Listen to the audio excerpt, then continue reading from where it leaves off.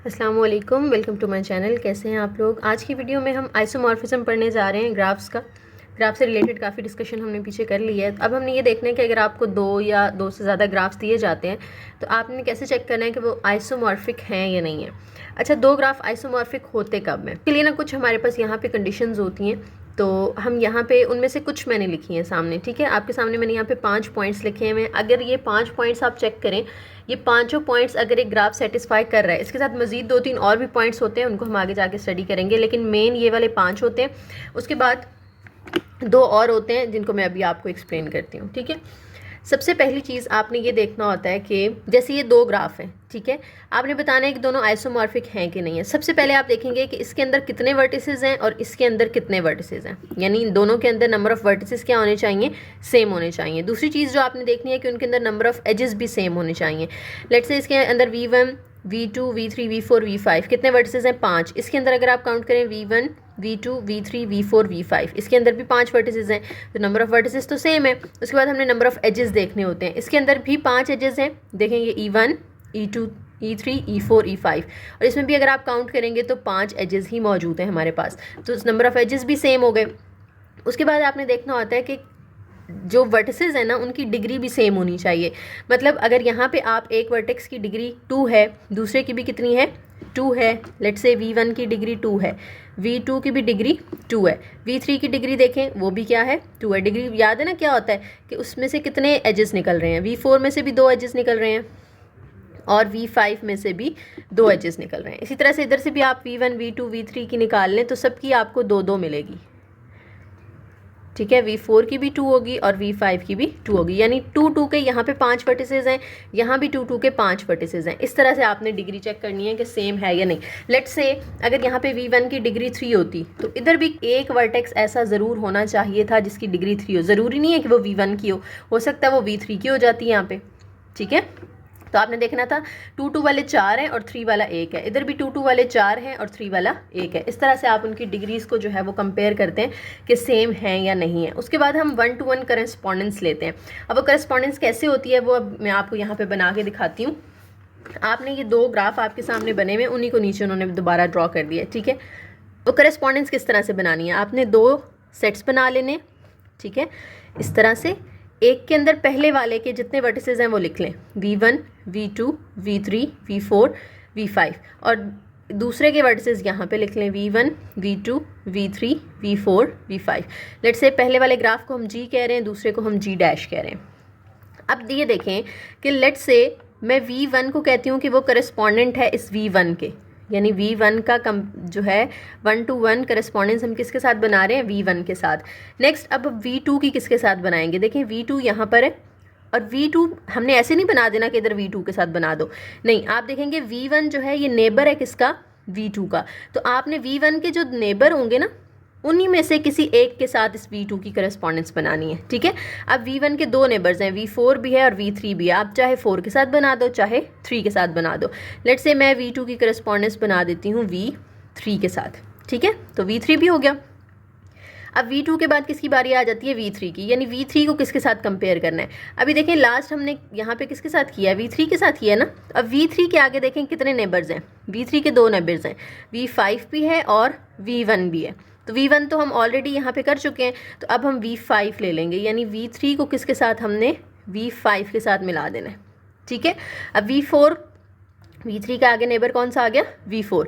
अब V4 के जो है आपने इधर देखना है कि करस्पॉन्डिंग किसके साथ होगी। अभी लास्ट हमने V5 की किया ना, तो V5 के आगे देखें 2 नेबर्स कौन से हैं, V5 का V2 भी है और V3 भी है। तो V3 की तो हम ऑलरेडी कर चुके हैं, तो अब हम V2 के साथ इसकी कर देंगे V4 की किसके साथ, V2 के साथ, ठीक है। उसके बाद रह गया हमारा V5, तो V5 की किसके साथ जाएगी, अभी लास्ट हमने V2 की है ना, तो V2 का आगे देखें 2 नेबर्स कौन कौन से, एक V5 है और एक V4 है। V5 की हम ऑलरेडी कर चुके हैं, तो अब हम V4 के साथ इसको मिला देंगे V5 को। तो ये हमने 1-to-1 करस्पॉन्डेंस जो है वो फाइंड कर ली। ये है वर्टिसेस की 1-to-1 करस्पॉन्डेंस। इसी तरह से ना हमने एजेस की भी फाइंड करनी होती है। उसका मैं आपको आसान सा तरीका बताती हूँ। हमने जो ऊपर कंपैरिजन किए हैं ना उनको हम ज़रा सिंपल करके यहाँ पे लिख लेते हैं। V1 को किसके साथ मिलाया, हमने V1 के साथ मिलाया। V2 को किसके साथ मिलाया, V3 के साथ मिलाया। V3 को किसके साथ मिलाया, V5 के साथ। और V4 को हमने मिलाया V2 के साथ, V5 को मिलाया हमने V4 के साथ। ठीक है, अब यहाँ पे देखें V1 और V2 को आपस में कोई एज मिला रहा है। हाँ जी, V1 और V2 को एक एज है जो आपस में कनेक्ट कर रहा है। इसका मतलब है V1 और V3 को भी कनेक्ट करना चाहिए। तो यहाँ से देख दूसरे ग्राफ में G डैश, ये वाली G वाली लाइन है और ये G डैश वाली लाइन है, तो इसमें क्या V1 और V3 को एज मिला रहा है कोई आपस में? हाँ जी, मिला रहा है। इसी तरह से अब एक आगे चले जाएं, यानी V2 का देखें V3 के साथ यहाँ पे कनेक्शन है, V2 का V3 के साथ है, एक एज है। इसी तरह से V3 का V5 के साथ होना चाहिए दूसरे में, तो ये V3 है, तो ये देखें V5 के साथ जाके कंबाइन हो रहा है ना एक एज के थ्रू, तो ये इसका मतलब है ये भी ठीक हो गया। फिर V3 को V4 के साथ देखें, यहाँ पे ये V3 को V4 के साथ एक एज ने मिलाया हुआ है। इसी तरह से इनके सामने वालों को आपस में देखना है, V5 का V2 के साथ, ये V5 है, उसको देखें V2 के साथ एक एज मिला रहा है। इसी तरह से यहाँ पे V4 को हमने V5 के साथ देखना है कि V4 का V5 के साथ एज है। फिर आप देखें कि इसके सामने वाले जो हैं V4 और V5 के सामने V2 और V4 है, तो V2 और V4 का क्या आपस में एज है कोई? तो यहाँ पे है। ठीक है, तो इस तरह से एजेस की भी करस्पॉन्डेंस चेक हो गई। और एक चीज़ यहाँ पे रहेगी कनेक्टेडनेस चेक करना, कि आप ग्राफ जो है वो कनेक्टेड हो, आप इसके किसी भी वर्टेक्स पे खड़े हो जाएं, आप ट्रैवल करके दूसरे तमाम वर्टिसेस तक जा सकते हैं। ठीक है, इसी तरह से इसके अंदर भी, तो ये होती है कनेक्टेडनेस। तो ये सारी प्रॉपर्टीज़ पूरी हो रही हैं, इसका मतलब है ये दोनों ग्राफ्स आपस में क्या है? आइसोमॉर्फिक हैं। अब यहाँ पे प्रॉपर डेफिनेशन आ जाती है आइसोमॉर्फिक ग्राफ्स की, ये आप लोगों ने रीड कर लेनी है कि G और G डैश, अगर आपके पास दो ग्राफ हैं जिनमें वर्टिसेस, एक वर्टिसेस V ऑफ G का सेट है, एक vertices V of G dash का सेट है, इस तरह से एजेस के भी सेट होंगे। ठीक है, तो G और G डैश आपस में आइसोमॉर्फिक होंगे अगर उनके दरमियान 1-to-1 करस्पॉन्डेंस मौजूद है, वर्टिसेस की आपस में और एजेस की आपस में। ठीक है, दोनों ग्राफ्स के वर्टिसेस और एजेस की करस्पॉन्डेंस आपने चेक कर लेनी है। अगर वहाँ पे करस्पॉन्डेंस 1-to-1 मौजूद है तो इसका मतलब है कि वहाँ पे आइसोमॉर्फिज्म मौजूद होगा। ठीक है, उसके बाद यहाँ पे कुछ MCQ के लिए बातें आपने याद रखनी है कि ग्राफ अगर आइसोमॉर्फिक है ना, तो उनके दरमियान इक्विवेलेंस रिलेशन लाजमी होंगे। इक्विवेलेंस रिलेशन हमने मिड टर्म के अंदर पढ़ा है, 3 तरह के होते हैं, रिफ्लेक्सिव होता है, सिमेट्रिक होता है और ट्रांजिटिव होता है। रिफ्लेक्सिव का मतलब क्या है कि अगर एक ग्राफ आइसोमॉर्फिक है तो ये it will be isomorphic to itself. ठीक है, रिफ्लेक्सिव में क्या होता है कि एक ग्राफ अगर आइसोमॉर्फिक है तो ये अपने आप के साथ भी आइसोमॉर्फिक होगा। ठीक है, और इसी तरह से सिमेट्रिक के अंदर क्या होता है कि अगर G आइसोमॉर्फिक है G डैश के साथ, आइसोमॉर्फिक का ना ये सिंबल होता है इक्वल के ऊपर ये टिल्ड का साइन। ठीक है, अगर G आइसोमॉर्फिक है G डैश के साथ तो G डैश भी आइसोमॉर्फिक होगा G के साथ, ये होती है सिमेट्रिक प्रॉपर्टी। ठीक है, कि अगर A B के इक्वल है तो B A के इक्वल होगा, हमने इस तरह से मिड में पढ़ा हुआ है ना। और ट्रांजिटिव क्या होता है कि अगर G आइसोमॉर्फिक है G डैश के साथ और जो D डैश है वो आगे आइसोमॉर्फिक है किसी और ग्राफ के साथ, let's say G double dash के साथ, तो इसका मतलब है G और G डबल G और G डबल डैश ये दोनों आपस में भी आइसोमॉर्फिक होंगे। जैसे हमने मिड में पढ़ा था कि if A is equal to B and B is equal to C then A is equal to C, तो वो सेम वहाँ पे कॉन्सेप्ट आपका ग्राफ के अंदर भी यूज़ हो रहा है। ठीक है, तो MCQs के लिए बस आपने बातें याद रखनी है। नेक्स्ट आ जाता है आइसोमॉर्फिक इन्वेरिएंट। आइसोमॉर्फिक इन्वेरिएंट क्या होता है? A property is called isomorphic invariant if and only if given any graph G and D dash, if G has the property then G dash is isomorphic to G, then G dash has property P। क्या मतलब है इस बात का कि let's say हमने कहा है कि G और G डैश दोनों आइसोमॉर्फिक हैं, तो जो जो प्रॉपर्टीज़ G सेटिस्फाई करेगा वो सारी प्रॉपर्टीज़ G डैश भी सेटिस्फाई करेगा। बस ये बात उन्होंने इसके अंदर बताई है आपको कि अगर दो ग्राफ्स जो हैं वो क्या हैं, G और G डैश क्या है? आइसोमॉर्फिक हैं एक दूसरे के, तो जो प्रॉपर्टी G के अंदर है वही प्रॉपर्टी G डैश के अंदर भी होगी। ठीक है, अब नीचे कुछ प्रॉपर्टीज़ हैं हमारे पास, यहाँ पे मैंने आपको बताया था ना कि आगे चल के हम वो सारी प्रॉपर्टीज़ देखेंगे कि किन किन प्रॉपर्टीज़ को देखते हुए हम बता सकते हैं। इनमें से अगर कोई भी एक प्रॉपर्टी जो है वो सेटिस्फाई नहीं होती ना, तो इसका मतलब है कि आइसोमॉर्फिज्म नहीं है वहाँ पे ग्राफ्स के अंदर। ठीक है, सबसे पहले कि आपने वर्टिसेस देखने होते हैं, आपने एजेस देखने होते हैं, दोनों के सेम होने चाहिए। ठीक है, और उसके बाद आपने वर्टिसेस की डिग्री देखनी होती है, जैसे मैंने पीछे आपको देख के बताई है। उसके बाद आपने देखना होता है कि उस डिग्री के कितने कितने वर्टिसेस हैं, जैसे मैंने पीछे कहा था ना 3 डिग्री के एक एक वर्टेक्स दोनों के अंदर है, 2 डिग्री के 4 हैं। ठीक है, ये भी हम एग्जाम्पल्स भी करेंगे तो ये मज़ीद क्लियर होगा आपका। और अगर वहाँ पे फॉर एग्जाम्पल एक सर्किट बन रहा है लेंथ K का, कोई ना कोई सर्किट लाजमी बन रहा होना चाहिए। ठीक है, लेंथ K का मतलब है लेंथ 2 लेंथ 3 सर्किट हमने पीछे पढ़ा है ना, लेक्चर नंबर आई थिंक 40 के अंदर हमने पढ़ा था सर्किट क्या होता है। ठीक है, पाथ सर्किट, वॉक, ये सारी चीज़ें हमने वहाँ पे डिस्कस की थी। तो अगर उस लेंथ 2 का सर्किट बन रहा है तो it has a simple circuit of length 2, यानी सर्किट भी उसके अंदर बन रहा हो और फिर सिंपल सर्किट भी बन रहा हो। और अगर एक के अंदर 2 सिंपल सर्किट बन रहे हैं तो दूसरे के अंदर भी 2 सिंपल सर्किट बन रहे हो, ठीक है। एम सिंपल सर्किट्स का मतलब क्या है, अगर लेट्स से जी के अंदर हमारे पास 3 सिंपल सर्किट बन रहे थे तो जी डैश के अंदर भी 3 सिंपल सर्किट ही बन रहे हों, ठीक है। उसके बाद ये है कि जी कनेक्टेड हो, उसके बाद उसके अंदर कोई ना कोई आइलर सर्किट अगर एक के अंदर मौजूद है तो दूसरे के अंदर भी मौजूद हो, और एक के अंदर अगर हैमिल्टोनियन सर्किट मौजूद है तो दूसरे के अंदर भी हैमिल्टोनियन सर्किट मौजूद हो।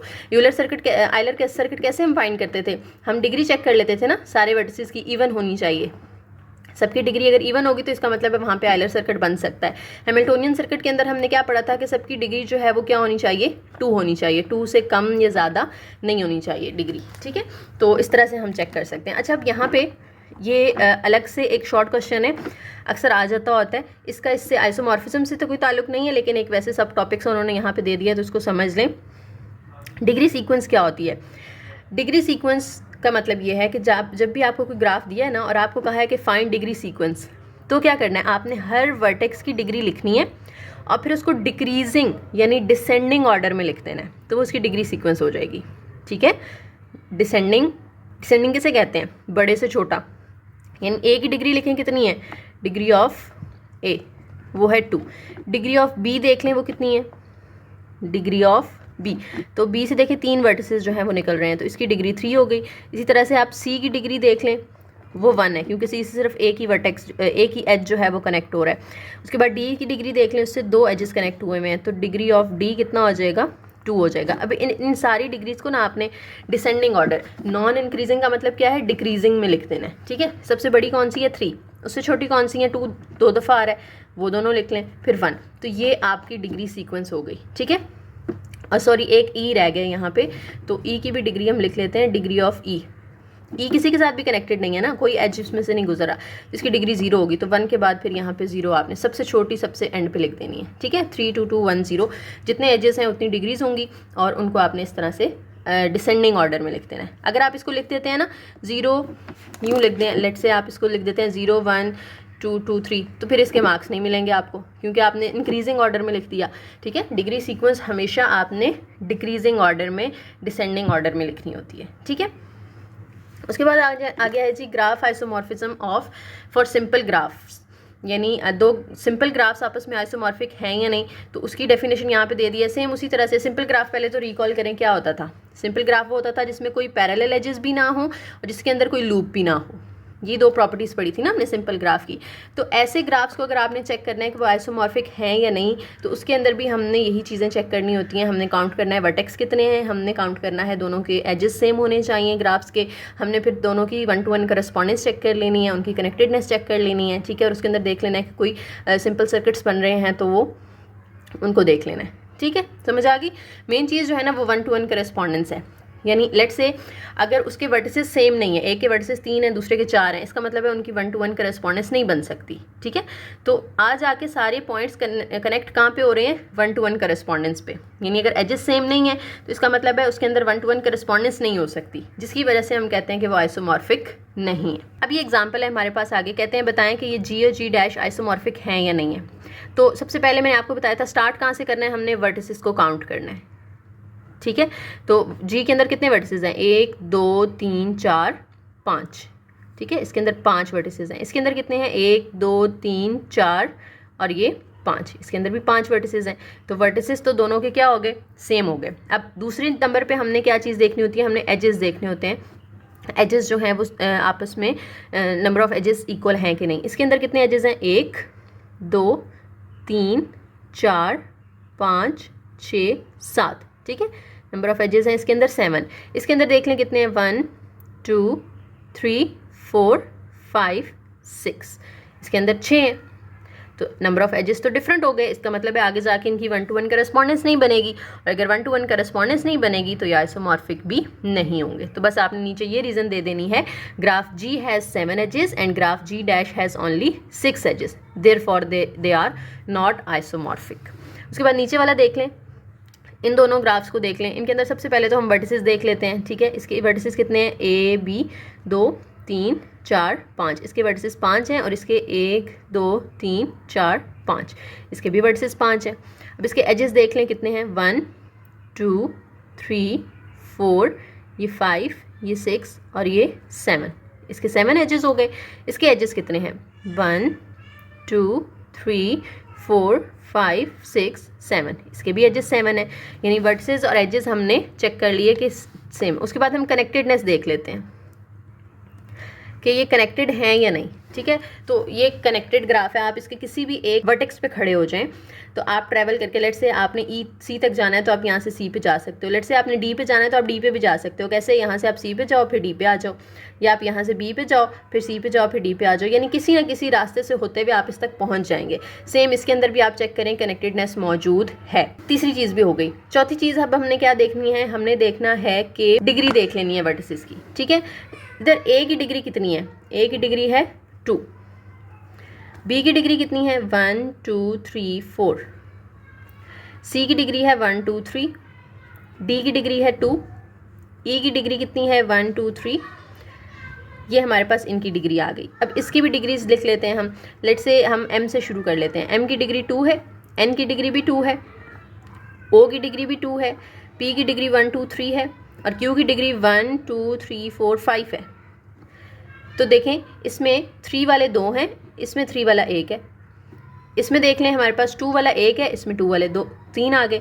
इसमें 5 वाला 1 है, इसमें 5 वाला कोई है ही नहीं। तो डिग्रीज तो बिल्कुल ही डिफरेंट हो गई ना। एक भी डिफरेंट हो जाए तो हम कहते हैं कि वो आइसोमॉर्फिक नहीं है। तो यहाँ पे तो सारी की सारी डिफरेंट है। इसमें 4 वाली डिग्री है, इसमें 4 वाली है ही नहीं। ठीक है, तो ये डिग्री वाले पॉइंट पे आके हमारा ये फेल हो गया, उसको सेटिस्फाई नहीं कर रहा कंडीशन को। इसका मतलब है कि ये दोनों ग्राफ्स आपस में आइसोमॉर्फिक नहीं है, दे आर नॉट आइसोमॉर्फिक। ठीक है, उसके बाद नेक्स्ट एग्जांपल देख लें। Determine whether the graph G and D dash have below are isomorphic और नॉट।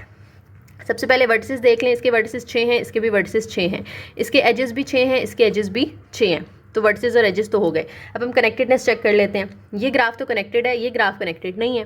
क्यों नहीं है? आप देखें, बी पे अगर आप खड़े हैं और आपने ए तक जाना है तो कैसे जाएंगे? बी से आप यहाँ आ सकते हो एफ तक, या इधर डी तक जा सकते हो। आगे से फिर आप डी से फिर एफ तक चले जाओगे, फिर वापस बी पे, इधर ही घूमते रहोगे आप। ए तक तो जा ही नहीं सकते। ठीक है, यानी इस तरह से ये अलग कंपोनेंट है और ये अलग कंपोनेंट है। नीचे वाला ये वाला अलग है और ऊपर ये इस तरह की ट्रायंगल अलग है, यानी ये कनेक्टेड नहीं है ग्राफ। और इनमें से अगर एक भी ग्राफ कनेक्टेड ना हो तो फिर हम कहते हैं कि वो आइसोमॉर्फिक भी नहीं हो सकते। तो ये तीसरी कंडीशन पे ही फेल हो गया, कनेक्टेडनेस पे। इसलिए हम कहेंगे कि ये ग्राफ जो है ये आइसोमॉर्फिक नहीं हो सकते। ठीक, नेक्स्ट ये वाली एग्जांपल देख लें। इसमें आप शुरू से चेक करते जाएंगे, वर्टिसेस चेक करेंगे, एजेस चेक करेंगे, सेम होंगे। दोनों के अंदर 6 वर्टिसेस हैं और एजेस भी अगर आप काउंट करें तो दोनों के इक्वल हैं। पहले के अंदर भी 8 एजेस हैं, दूसरे के अंदर भी 8 एजेस हैं और ये दोनों कनेक्टेड भी हैं। ठीक है, उसके बाद आप डिग्रीज लिख लेंगे तो डिग्रीज भी क्या होंगी?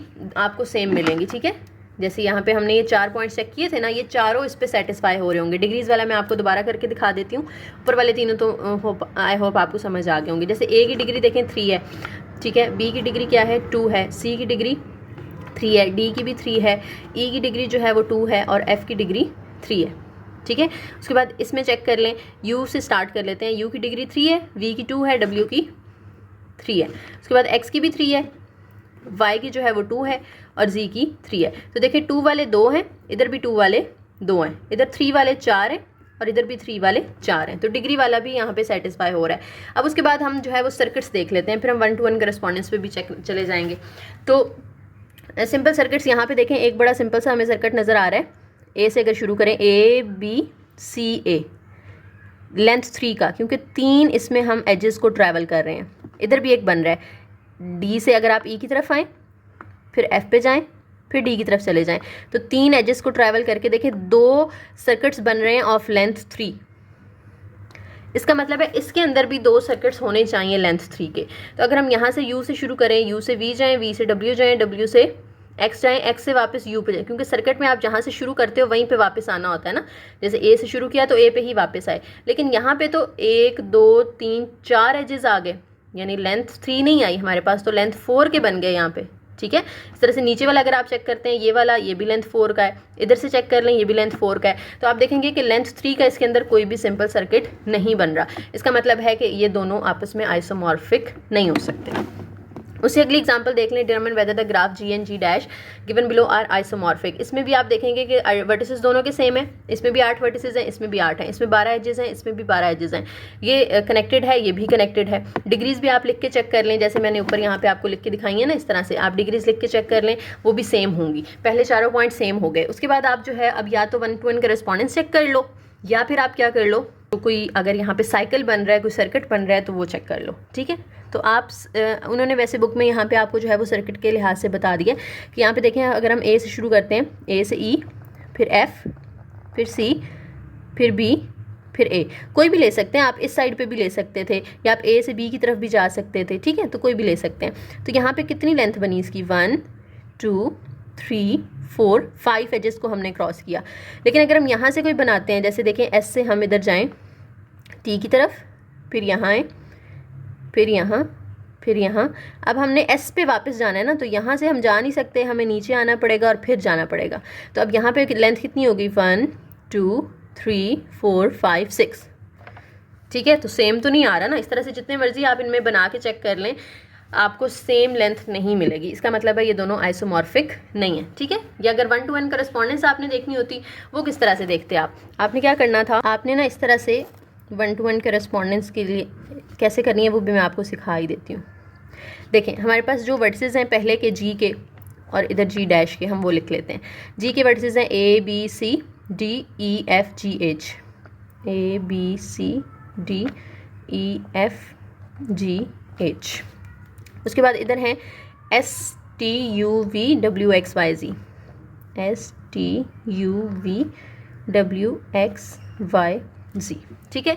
लेट्स से मैं ए को एस के साथ जो है वो करेस्पॉन्डिंग उसकी बना रही हूँ, ठीक है। अब ए के बाद देखें, ए जो है उसके 2 नेबर्स हैं ना, बी और डी, तो एस के भी 2 नेबर्स हैं, टी और बी। तो हम इसी सीक्वेंस में आगे चले जाते हैं, ए के साथ इधर बी है, इधर हम जो है वो टी के साथ उसकी बना देते हैं करेस्पॉन्डेंस। फिर हम क्या करते हैं, सी की डब्ल्यू के साथ बना देते हैं, फिर हम क्या करते हैं, डी की वी के साथ बना देते हैं। तो बाहर वाले तो बड़े आसान थे, सीधी सीधी हमने करस्पॉन्डेंस बना दी। उसके बाद देखें, अब डी जो है, उसके बाद डी के बाद क्या आता है, ई आता है। ई की करस्पॉन्डेंस किसके साथ होगी, ये नहीं कहना कि ई की डब्ल्यू के साथ। देखें, हमने थोड़ा सा यहाँ पे ये देखना होता है कि ई के नेबर्स जो हम करस्पॉन्डेंस 4 बना चुके हैं ना, उनमें से देखें कोई ई का नेबर है, तो ई का नेबर है यहाँ पे ए, तो ए की देखें करस्पॉन्डेंस किसके साथ थी, एस के साथ थी ना। तो अब यहाँ पे देखें एस का नेबर फिर कौन सा है, एस का नेबर अंदर वाला है जी, यानी ई की करस्पॉन्डेंस बनेगी किसके साथ, जी के साथ। दोबारा सुन लें, क्या करना है हमने, अंदर वालों की करस्पॉन्डेंस कैसे बनानी है, ई का नेबर देखना है, ए है, तो ए की करस्पॉन्डेंस हमने बनाई हुई थी एस के साथ, तो इधर से एस का जो नेबर होगा वो फिर ई के साथ करस्पॉन्ड हो जाएगा। इसी तरह से एफ देखें, एफ का नेबर जो है, बाहर 4 जो हमने पहले किए हैं 4, उनमें से एफ का नेबर कौन सा है, सी है, ठीक है। तो सी को हमने किसके साथ किया था, यू के साथ किया था, तो यहाँ से देखें यू का अंदर नेबर कौन सा बन रहा है, एक्स, यानी एफ को आप किसके साथ करोगे, फिर एक्स के साथ, ठीक है।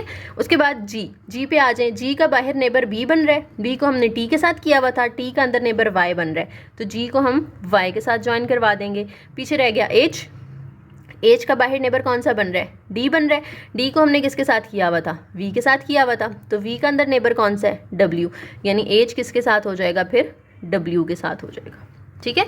ये होती है 1-to-1 करस्पॉन्डेंस। 1-to-1 करस्पॉन्डेंस का मतलब है कि इधर से हर वर्टेक्स सामने एक वर्टेक्स के साथ ज्वाइन होगा, ठीक है। ये ना हो कि इधर से 2 आप एक के साथ कर दो, ऐसा नहीं करना, ठीक है। 1-to-1 करस्पॉन्डेंस करनी है। वर्टिसेस की तो हो गई, अब हम इसको चेक कैसे करेंगे कि यहाँ पे 1-to-1 करस्पॉन्डेंस है कि नहीं। अब हमने एजेस की भी लिखनी है, अब इसको सिंपल सा हम यहाँ पे नीचे रफ में लिख लेते हैं। ए को देखें हमने एस के साथ किया, बी को हमने टी के साथ किया, सी को यू के साथ किया, डी को हमने वी के साथ किया, ई को हमने किया जनाब जी के साथ, उसके बाद एफ़ को हमने किया एक्स के साथ, फिर हमने जी को किया वाई के साथ और एच को किया डब्ल्यू के साथ। अब इसको हमने चेक करना है।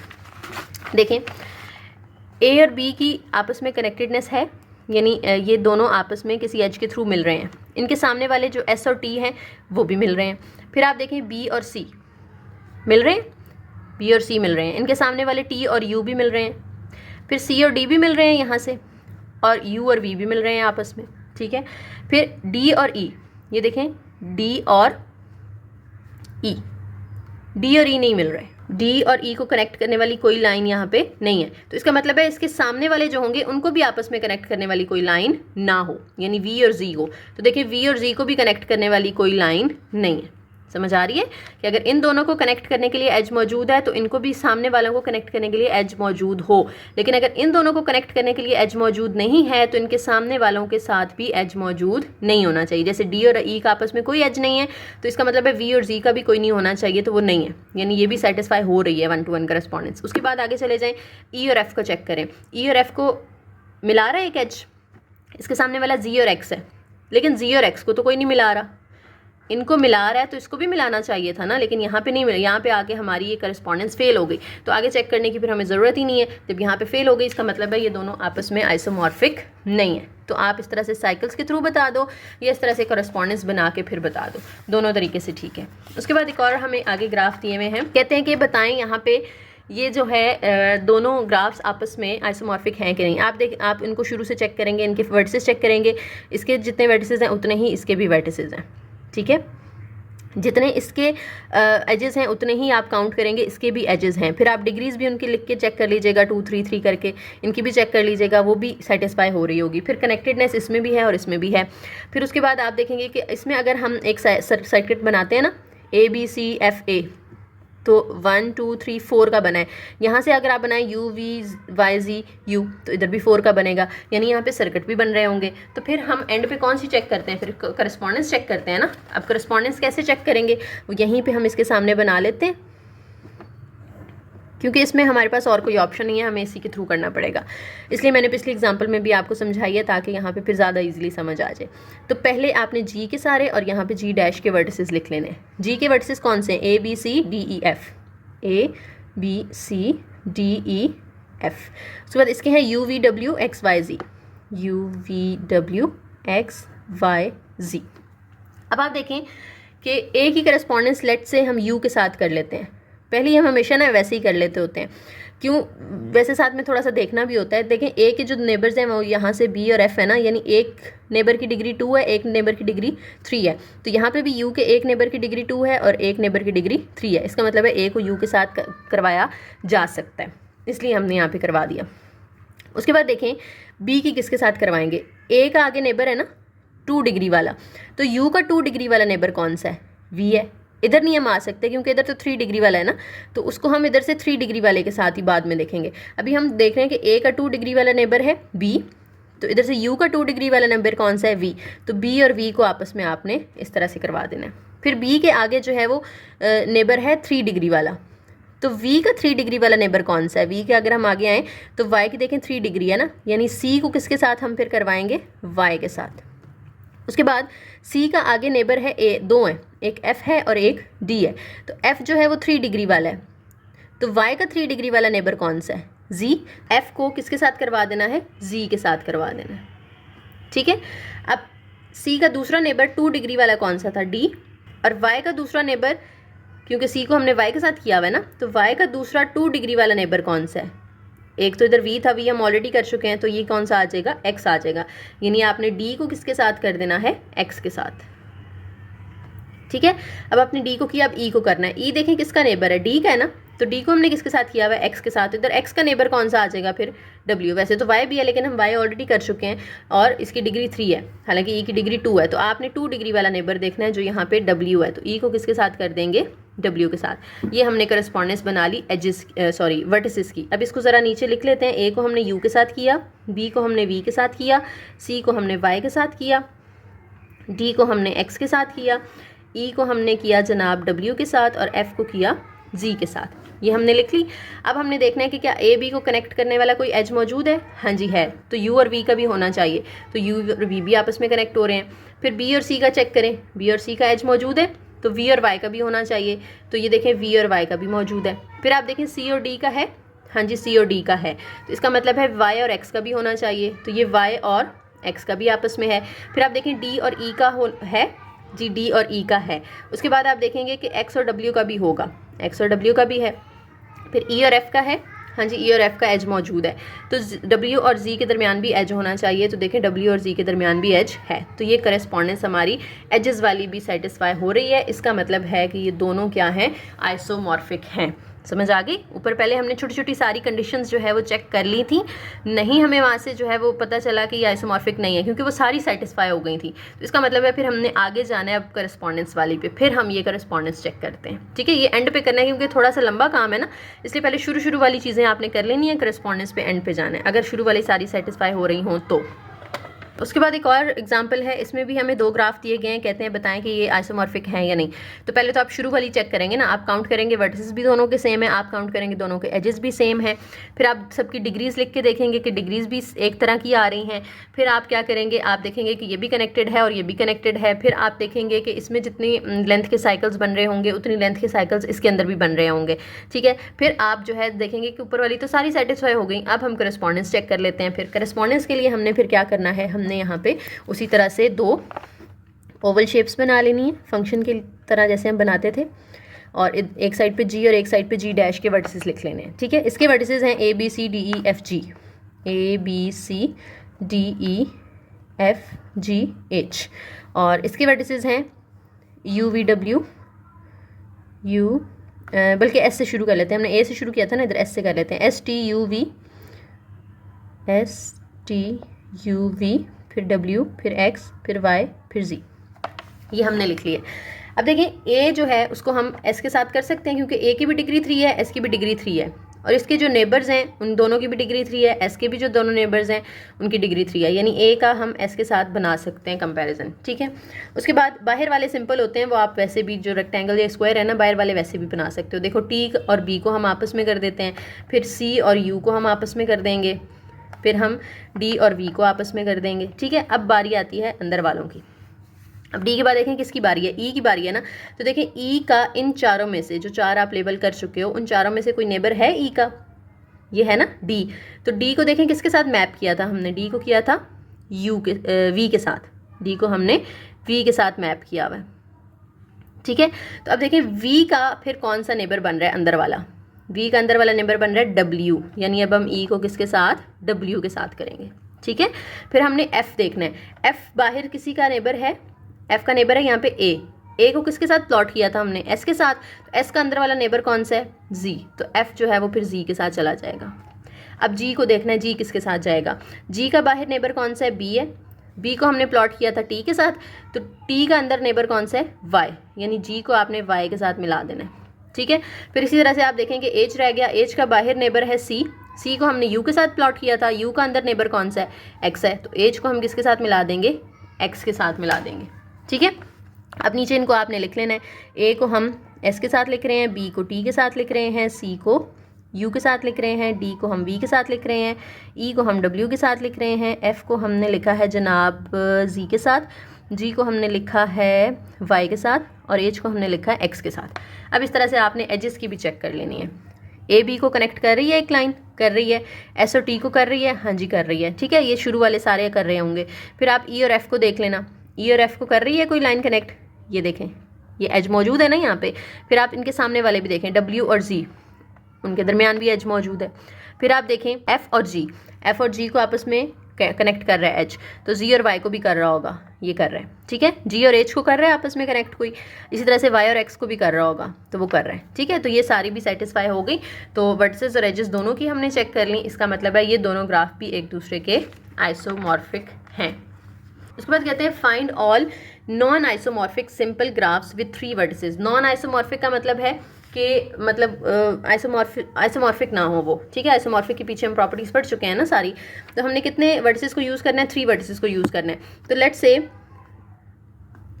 एक हम ये ग्राफ बना लेते हैं, ठीक है, क्योंकि ग्राफ विद 0 डिग्री भी तो हो सकता है ना, किसी की भी डिग्री यहाँ पे नहीं दी हुई, यानी कोई भी कनेक्टेड नहीं है, ठीक है तो ये ग्राफ ही ना। फिर इस तरह से एक और ग्राफ हम इस तरह बना सकते हैं कि हम दो को आपस में कनेक्ट कर दें, ठीक है। अब ये देखें आइसोमॉर्फिक नहीं है, क्योंकि इसमें नंबर ऑफ वर्टिसेस तो सेम है, लेकिन इसमें नंबर ऑफ एजेस 0 है, इसमें नंबर ऑफ एजेस 1 है। इसी तरह से हम एक इस तरह का ग्राफ बना सकते हैं, ये इसमें अब नंबर ऑफ एजेस 2 है, इसमें नंबर ऑफ एजेस 1 है, नंबर ऑफ एजेस इक्वल नहीं है, इसका मतलब है ये आइसोमॉर्फिक भी नहीं है। एक हम फिर इस तरह से बना सकते हैं ट्राइंगल शेप में, ये A कह दें, इस वर्टेक्स को B कह दें और इस वर्टेक्स को C कह दें, ठीक है, क्योंकि हमने 4 बनाने थे ना, तो ये 1 2 3 4 हमारे बन गए। ये भी कैसे आइसोमॉर्फिक नहीं है, क्योंकि इसमें देखें A की डिग्री 2 है, इधर A की डिग्री क्या है 1 है, यानी इसकी डिग्री चेक कर लेना बेसिकली। इसकी डिग्री है 1, बी की 2 है क्योंकि इसमें 2 एजेस कनेक्ट हो रहे हैं, सी की 1 है तो 1 2 1। लेकिन इसकी डिग्री जो है ए की भी 2 है, बी की भी 2 है, सी की भी 2 है। तो इधर 2 वाला 1 है, इधर 2 वाले 3 है। ठीक है, इसका मतलब है ये भी आपस में आइसोमॉर्फिक नहीं है। तो ये 4 हमने नॉन आइसोमॉर्फिक ग्राफ बना दिए। उसके बाद एक और हमारे पास एग्जांपल है, कहते हैं find all non isomorphic simple connected graph. आपने कनेक्टेड बनाने हैं। तो ये जो पीछे हमने 4 बनाए हैं अभी ये वाले 4, इसमें से ये भी और ये भी दोनों कनेक्टेड है ना। ये दोनों तो कनेक्टेड नहीं है क्योंकि देखिए बी और सी भी कनेक्ट नहीं हुआ हुआ, यहाँ से कोई भी कनेक्ट नहीं हुआ हुआ। रिक्वायरमेंट तो वही है हमारी 3 वर्टिसेस वाली, तो हम यही दोनों उठा के उसके अंदर रख देंगे फिर। ठीक है, तो हमारे कनेक्टेड हो जाएंगे। अच्छा, उसके बाद लास्ट एग्जाम्पल है, कहते हैं find non isomorphic simple connected graphs with 4 vertices. 4 vertices के साथ बनाना है आपने। ठीक है, तो 4 वर्टिसेस के साथ एक तो आप इस तरह से ये बना सकते हो सिंपल सा स्क्वायर। ठीक है, या फिर आप इस स्क्वायर के अंदर आमने सामने के वर्टिसेस को भी मिला सकते हो। अब ये नॉन आइसोमॉर्फिक है, इसमें 4 एजेस हैं, इसमें जो है वो 6 एजेस हैं। ठीक है, फिर इसकी एक साइड कम कर दो, कोई भी साइड। लेट्स से मैंने ये वाली कम कर दी है। ठीक है, अब इसमें कितने एजेस हो गए? 3 हो गए। लेकिन एक साइड कम की है तो ये एक ही बनाना है। अब ये ना हो कि आप एक साइड ये बना के एक साइड एक और इस तरह का ग्राफ बना दो। ये इसमें भी एक साइड कम है, इसमें भी, हालांकि दोनों देखने में डिफरेंट लग रहे हैं लेकिन ये आइसोमॉर्फिक होंगे क्योंकि इसमें 4 वर्टिसेस हैं, इसमें भी 4 वर्टिसेस हैं, इसमें 3 एजेस हैं, इसमें भी 3 एजेस हैं। करस्पॉन्डिंग्स भी होगी यहाँ पे। ठीक है, तो इस तरह नहीं करना, रिपीट नहीं करना। एक साइड रिमूव कर दी तो बस अब एक ही बनानी है आपने। ठीक है, अब ये नहीं करना कि पहले ये वाली रिमूव किया तो अब ये वाली कर दो फिर ये वाली, वो डिफरेंट नहीं होंगे, वो फिर आइसोमॉर्फिक हो जाएंगे। हमने नॉन आइसोमॉर्फिक बनाने हैं। ठीक है, फिर ये साइड मैंने रिमूव कर दी। फिर अब हम क्या करते हैं, एक साइड रिमूव कर दी, अब 2 करके देखते हैं। ये 4 वर्टिसेस हैं, 2 साइड्स कर दें, लेकिन ये तो फिर कनेक्टेड तो ना हुआ, उन्होंने हमसे कनेक्टेड कहा था ना। अब ये कनेक्टेड नहीं है वर्टेक्स किसी के साथ भी, तो हम यहाँ से एक इधर लाइन ड्रॉ कर देते हैं। अब ये कनेक्टेड हो गया और 2 साइड्स भी हमने यहाँ से रिमूव कर दी हैं। ठीक है, इसी तरह से यहाँ से इसमें से एक जो है आप क्या कर दें, एज कम कर दें। ये जो बनाया हुआ इसमें से एक एज हमने क्या कर दिया, कम, या ये वाला हटा दो चाहे वो वाला हटा दो। ठीक है, अब ये भी एक, कितने हो गए, 5 हो गए। ठीक है, उसके अलावा और हम किस तरह का बना सकते हैं, यही, लेकिन इसमें से एक साइड हम निकाल दें। जैसे ये वाली साइड मैंने निकाल दी, आप चाहे ये वाली निकाल दें चाहे ये वाली निकाल दें। ठीक है, कोई एक साइड आपने निकाल देनी है। तो ये इस तरह के 6 बने हैं हमारे, इसके अलावा कोई और यहाँ पे पॉसिबिलिटी हमें नज़र नहीं आ रही। और अगर हम बनाते हैं तो वो फिर इनमें से किसी न किसी के साथ आइसोमॉर्फिक हो जाएगा, जो कि हमें अलाउ नहीं है।